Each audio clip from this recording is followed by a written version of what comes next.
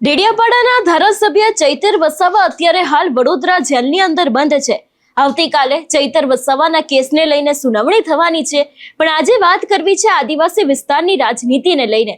છેલ્લા ઘણા સમયથી એવી ચર્ચાઓ ચાલી રહી છે કે હવે ચૈતર વસાવા ભારતીય જનતા પાર્ટીમાં જોડાવાના છે અને ભારતીય જનતા પાર્ટીને હવે મનસુખ વસાવાના વિકલ્પમાં એક ચહેરો મળી ગયો છે.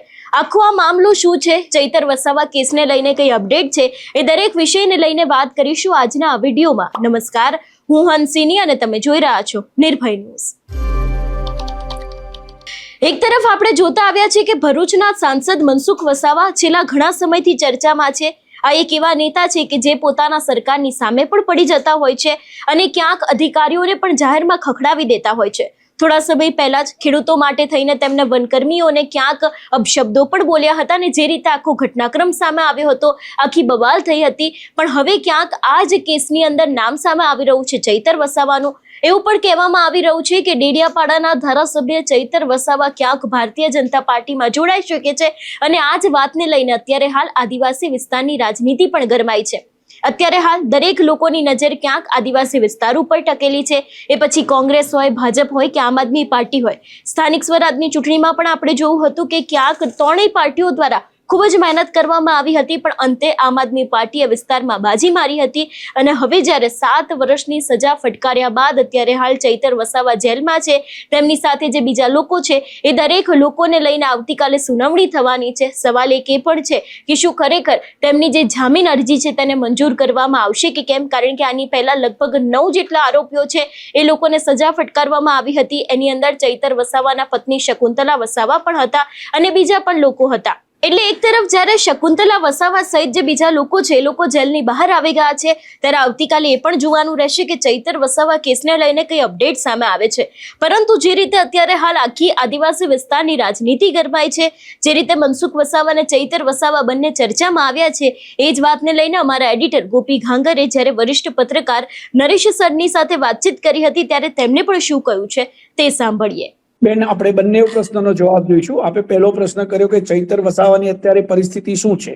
એ હાઈકોર્ટમાં ગયા છે, બરાબર છે, તો કેટલીક પરિસ્થિતિ પ્રશ્નો જન્માવે છે, સમસ્યાઓને શંકા ઉદ્ભવડાવે છે. અને એ શંકા ઉદ્ભવી એ જ છે કે આ એ જ ભારતીય જનતા પાર્ટી છે કે જેને, હા, અલગ વાત છે કે રાષ્ટ્રીય કક્ષાનો પ્રશ્ન હતો, રાહુલ ગાંધીનો પ્રશ્ન હતો, એના પ્રશ્ન ઉપર પ્રશ્ન ગુજરાતમાં સુરતમાંથી જ ઉપજેલો હતો અને એની સામે તો રાહુલ ગાંધીને તાત્કાલિક સંસદ સભ્ય પદેથી એને ફારેગ કરવામાં આવ્યા. એમને જે સજા થઈ હતી એનાથી વધારે સજા ચૈતર વસાવાને કોર્ટે સંભળાવી અને એ પછી પણ અધ્યક્ષના એટલે વિધાનસભા અધ્યક્ષની પાસે પણ એમને ગેરલાયક ઠેરવવા માટેની પ્રોસેસને કરવામાં આવી, પણ કશું થયું નહીં. પૂરો સમય ચૈતર વસાવાને આપવામાં આવી રહ્યો છે અને એ આપવામાં આવી રહ્યો છે સત્તાધારી પાર્ટી ભારતીય જનતા પાર્ટી તરફથી આપવામાં આવ્યો છે. હવે પ્રશ્ન એવો છે કે ભારતીય જનતા પાર્ટી એટલી બધી દયાળુ તો છે નહીં. સામ દામ દંડ ભેદ આખા રાષ્ટ્રની અંદર તમે જોઈ શકો છો.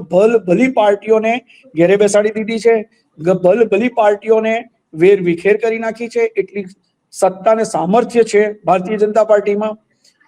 એ જ ભારતીય જનતા પાર્ટીએ ચૈતર વસાવાને આટલી વિકટ પરિસ્થિતિમાં મૂક્યા પછી, કોર્ટનો આદેશ આપ્યા પછી એને ગેરલાયક ઠેરવવાની પ્રક્રિયા હજુ સુધી હાથ ધરી નથી. નંબર 1. એટલે એમાંથી શંકા ઉદ્ભવે બહુ સ્વાભાવિક છે કે કેમ આટલી ફેવર ચૈતર માટે, કેમ ચૈતર વસાવાનો જ્યારે તક મળે ને તો રાજનીતિમાં કોઈને છેડતું નથી ને છોડતું બી નથી.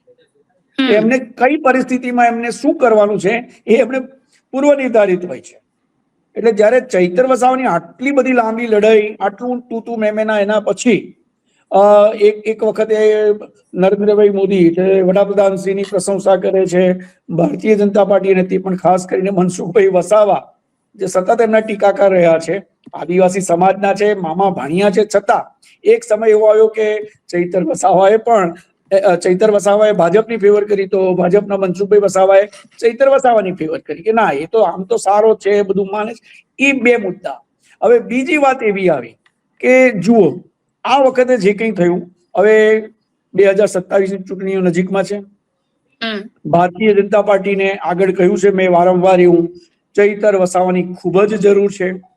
કારણ કે ચૈતર વસાવા જેટલું પ્રભુત્વ આદિવાસી પટ્ટી ઉપર ભારતીય જનતા પાર્ટી પાસે અસંખ્ય આદિવાસી નેતાઓ છે, પણ કોઈએ પણ એટલું પ્રભુત્વ જમાવ્યું નથી, લોક હૃદયમાં સ્થાન નથી લીધું. બીજી તરફ આપણે ચૈતર વસાવા તરફથી વિચારીએ તો એને પણ શા માટે સત્તાને ઠોકર મારે? બધા આખી આપના ભલભલા સાંસદો કેજરીવાલની વાહવાહી કરતા ઠાકતા નહોતા, એ બધા જો ભારતીય જનતા પાર્ટીમાં જતા રહી શકતા હોય, એવી પરિસ્થિતિમાં કંઈક ઈશારો કે કંઈક ઈચ્છા કે કંઈક વિચાર ચૈતર વસાવાના દિમાગમાં પણ જો જન્મ્યો હોય તો એ ખોટું શું છે? એટલે એમાંથી શંકા જન્મી. બીજું, તમે આપણે ચેક કરો, મીડિયામાં વારંવાર રેલીઓ કરનારો કોણ? ચૈતર વસાવા. જેલમાં છે તો એ એક નેતા જેલમાં છે, અને નેતા જેલમાં હોય તો પ્રજા એકદમ શાંત થઈ જાય તો એ પણ ગોપીબેન શંકા તો જન્માવે ને. બધા કાર્યકર્તાઓ ક્યાં છે? જે કાર્યક્રમો થતા હતા તે બંધ કેમ થઈ ગયા? શું માત્ર ચોમાસું જવાબદાર છે એના માટે, કે કંઈક બીજી પણ પ્રક્રિયા છે? એટલે આ 2-3 ઘટનાઓ જે બની છે એની પાછળ પત્રકારો દિમાગ લગાવે કે ભાજપ વાળા લગાવે કે ખુદ આપના નેતાઓ લગાવે, બહુ સ્વાભાવિક છે. અને એ ચર્ચાઓ હવે ચગડોળે ચડીને પરિણામલક્ષી બનવા તરફ જઈ રહી છે.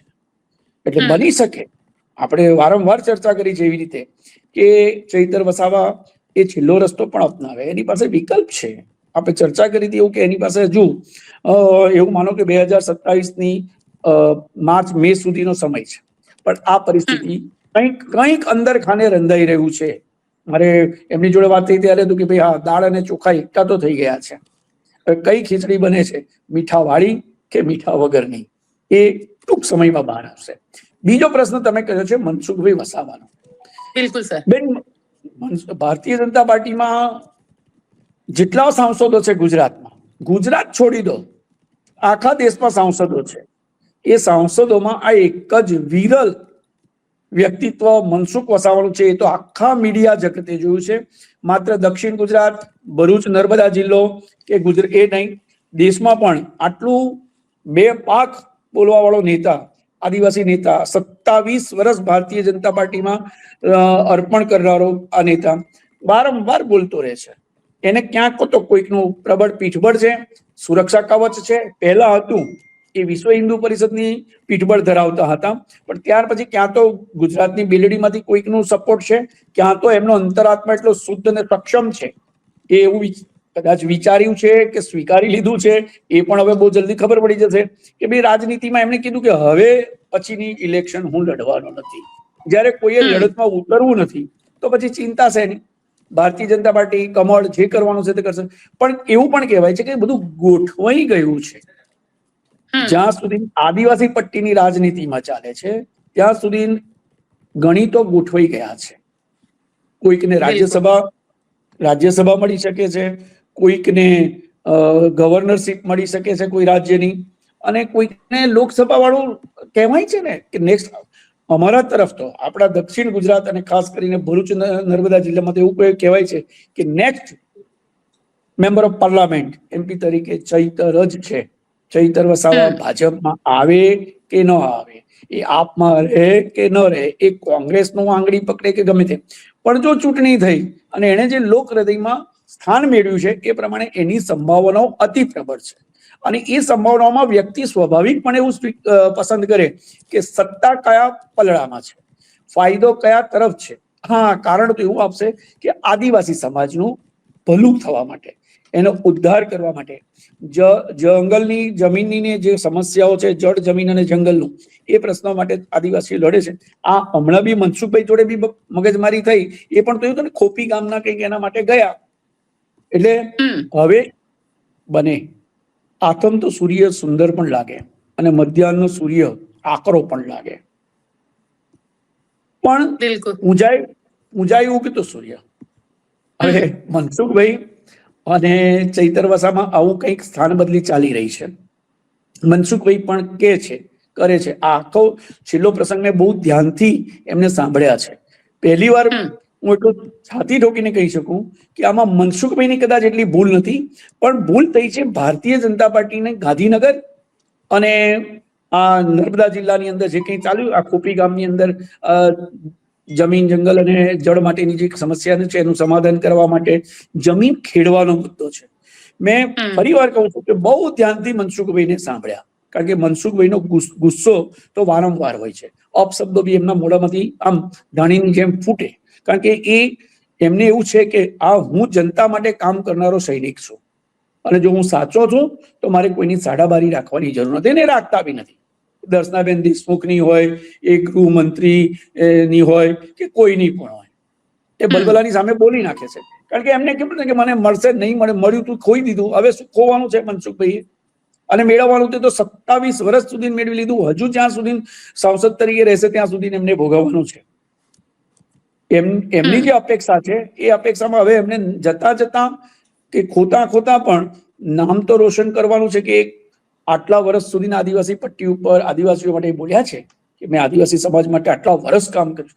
બેન, જો મનસુખભાઈને આ વખતે કોઈ છેડ્યા છે એવું કેવું હોય તો એટલું કહી શકાય કે ગાંધીનગરના વન વિભાગના મંત્રીઓ અથવા તો એમને જેમને મનાવ્યા હશે, સમજાવ્યા હશે કે વિનંતી કરી હશે કે જાઓ અને આ ખોપીમાં જે કંઈ ચાલી રહ્યું છે, ખેડૂતોની જમીન ખેડવાની જે બબાલ છે, એમણે દલીલ કરી છે કે સુરતમાં ઉમરપાડાની એ વિસ્તારમાં આદિવાસી ખેડૂતો જમીન ખેડી શકે, એ જ આદિવાસી ખાલી 5, 50, 100, 200 કિલોમીટરના ડિસ્ટન્સ ઉપર, ડિફરન્સ ઉપર જ્યાં સાગબારા આવેલું છે, સાગબારામાં જમીન કેમ ના ખેડી શકે? અને એ આંદોલન કરે તો ગુનો. આખી વાત ક્યાં જન્મી કે એ જ્યારે એ ખોપી ગામે જતા હતા ત્યારે એમને વચ્ચે રસ્તામાં, અને એક તો રસ્તા સાંકડા છે, ત્યાં આગળ વન વિભાગ અને ડીએસપી ડીએફઓ અને એમના કહેવાથી એમણે બહુ સ્પષ્ટ ઇન્ટરવ્યુમાં બી કીધું છે, મેં પણ સાંભળ્યું છે. બેન, હજુ આ વખતે કહી શકાય, આપણે કોઈની ફેવર નહીં કરવી જોઈએ, પણ ફેક્ટને બી તો અવોઇડ ન કરાય. મનસુખભાઈના મોઢામાં જે અપશબ્દો નીકળ્યા, એ જે પોલીસ વાળા બેઠા હતા, વન વિભાગ વાળા બેઠા હતા, એમણે જે ગંદો શબ્દ વાપર્યો, માં સમાણી ગાળ આપી, અને પછી એ ભાઈનો આમે બોઇલર ફાટવાથી પડ્યું છે મનસુખભાઈનું, એ બોઇલર ફાટ્યું અને એમણે બી ક્યાંક અપશબ્દ વાપર્યા. બીજું, હું તો એવું માનું છું કે એક તો આદિવાસી પટ્ટી, અને આદિવાસી પટ્ટીમાં ગાળ અને ઉશ્કેરા એટલે ક્રોધ ને બધું સામાન્ય હોય છે, એ મોહફાટ હોય છે. બીજું, સુરત બી તો નજીક છે, નર્મદા જિલ્લા અને ભરૂચ જિલ્લાની, એટલે અપશબ્દોનો ભરમાર થતો હોય છે. આગળના બધા ઘણા કિસ્સામાં થયું છે કે ક્રોધાવેશમાં મનસુખભાઈ બોલ્યા છે, પણ આમાં એમણે સ્પષ્ટ પ્રશ્નો ઉભા કર્યા છે કે મને જ્યારે મારી પર શ્રદ્ધા રાખીને સરકાર વિનંતી કરતી હોય, એ સરકારની વિનંતી, મંત્રીઓની વિનંતીઓને કારણે હું સમજાવટ માટે જતો હોય કે કંઈક પ્રશ્નનું નિરાકરણ આવીએ, અને તે સમયે આ નિમિત્ત બની ગયા વન વિભાગના પોલીસ કર્મીઓ અને એ લોકો. અને જોજો તમે, તસવીરમાં બહુ સ્પષ્ટ છે કે પેલા 2 કર્મચારી કે જે અધિકારી છે એ બેઠ પાકડા ઉપર મનસુખ વસાવા જોડે તદ્દન ઉદ્ધતાઈથી વાત કરે છે, ઉશ્કેરાટ જન્મી એવી વાત કરે છે. એટલે ત્યાં આગળ આ જે ઘટના બની એમાં મનસુખભાઈ આપણી પ્રથમ દ્રષ્ટિની અંદર એવું કહેવાય, આગળ પાછલું આપણે બહુ એ નથી કરતા, પણ એમનો ઉશ્કેરાટ વ્યાજબી હતો. સરકારની બેધારી કહે છે કે સરકારની બેધારી નીતિ છે. એક જિલ્લામાં એક વિસ્તારની અંદર ખેતી કરાય અને એ જ આદિવાસીઓ બીજા જંગલ અને વિસ્તારમાં, કે આદિવાસીના પ્રશ્નો માટે લડીને ચૈતર વસાવા આદિવાસીઓનો હીરો બન્યો છે.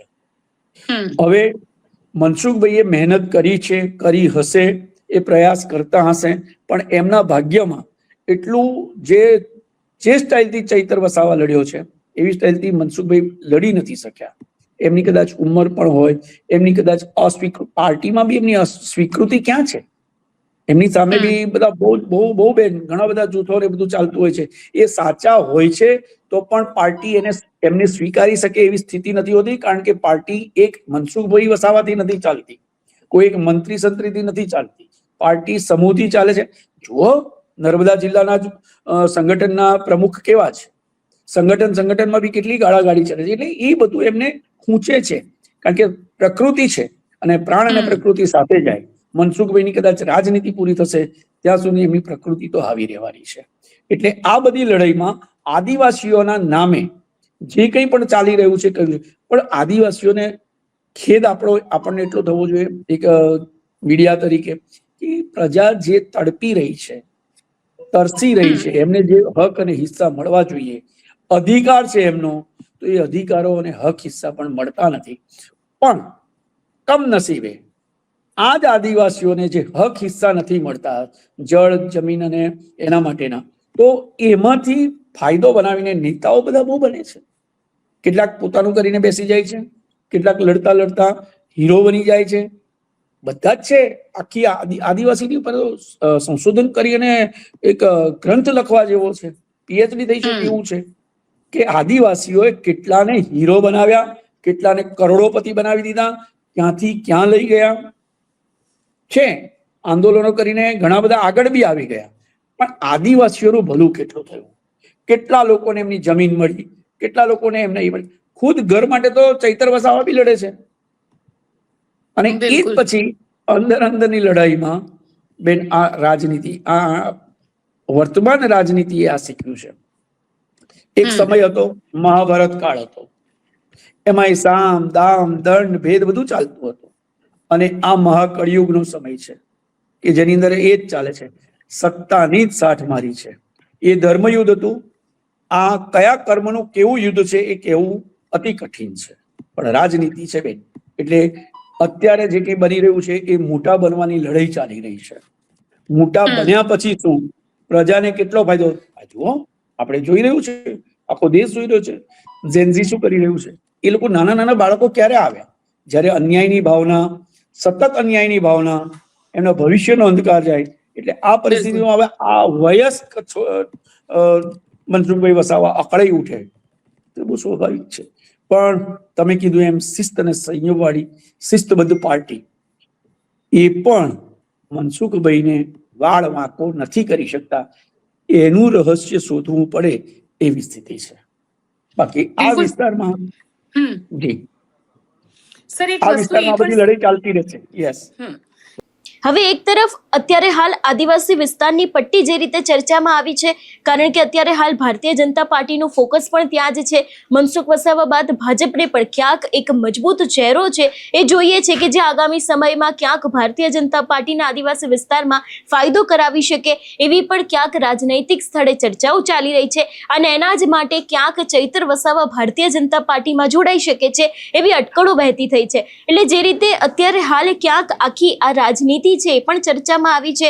એ પછી ડેડિયાપાડાના ધારાસભ્ય ચૈતર વસાવા હોય કે ભરૂચના સાંસદ ભારતીય જનતા પાર્ટીના મનસુખ વસાવા હોય, જોવાનું એ પણ રહેશે કે હવે આખી આ રાજનીતિના અંદર કયો વળાંક આવે છે. આ વિષયને લઈને તમારું શું માનવું છે અમને કમેન્ટ કરીને ચોક્કસથી જણાવજો. તેની સાથે અમારી ચેનલ નિર્ભય ન્યૂઝને લાઇક, શેર અને સબસ્ક્રાઇબ કરવાનું ભૂલશો નહીં. નમસ્કાર.